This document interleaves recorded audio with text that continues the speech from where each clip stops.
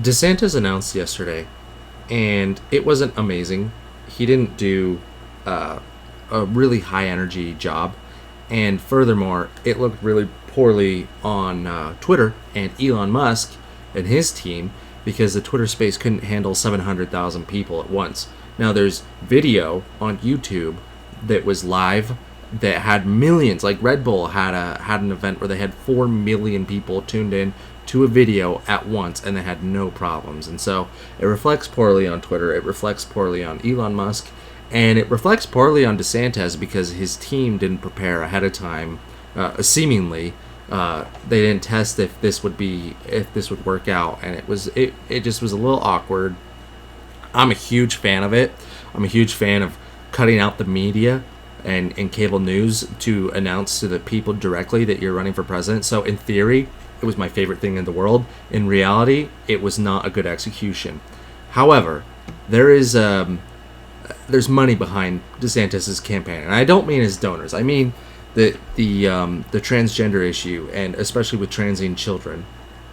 This Target boycott or just calls for a boycott has resulted in a $9 billion market value drop for Target over the last week, and it's basically the low point that they've had in a year. So they've lost a year of gains in 1 week over calls, not even like an actual, like, it's like definitely happening, but it's like the rumor of the boycott happening has caused the stock to drop $9 billion.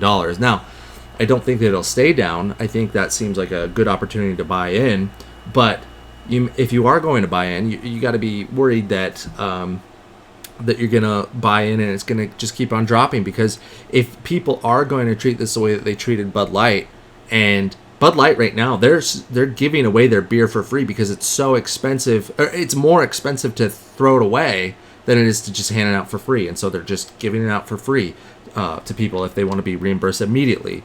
So this issue is a big one, and the reason why I bring it up when I talk about Ron DeSantis and Trump is because Trump is on the left side of this issue when it comes to Ron DeSantis and his battle with Disney. Trump has called for the end of this fight between the two, and DeSantis is going strong. And so I think that there's some real evidence that people are very angry about this trans issue. And I think that if Trump is going to be on the left side of it and Ron DeSantis is going to be on the right side of it, I think it might not matter how awkward or butchered he is in the future.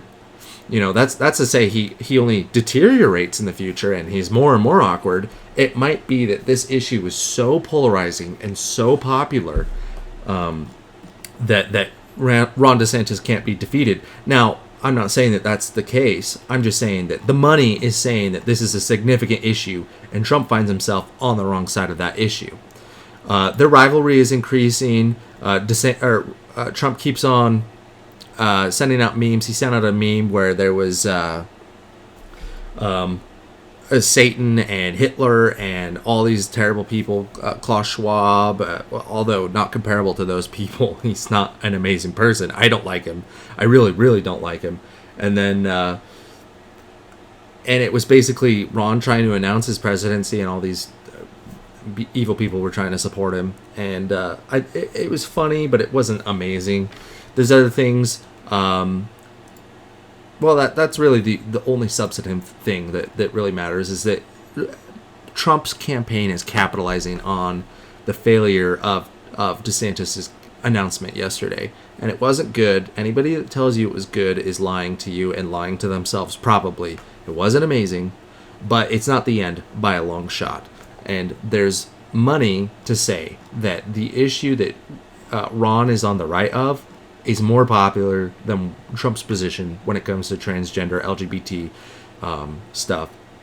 You know, Mike Pence, he gave an announcement the other day I saw on Twitter where he was like, okay, well, we're the party of healthy business. We can't be using government against all these companies.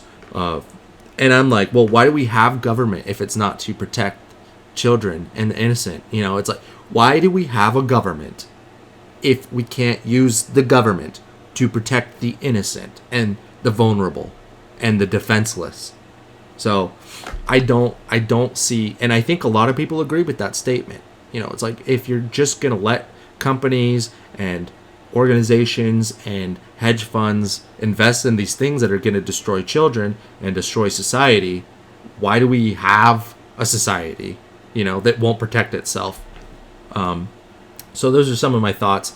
Thank you for watching. I appreciate your time, and I hope you have a good time, a good day, and good luck to your preferred candidate. I'm mostly excited for DeSantis, but my biggest thing that I'm excited for is the fight night between DeSantis and Trump, and may the best man win. If it's Trump, I love it. If it's DeSantis, I love it. If it's some other person, as long as it's not Mitt Romney, I love it. Okay? So I'm excited. I hope it goes well, and I'll catch you guys on the next one. Thank you so much for your time.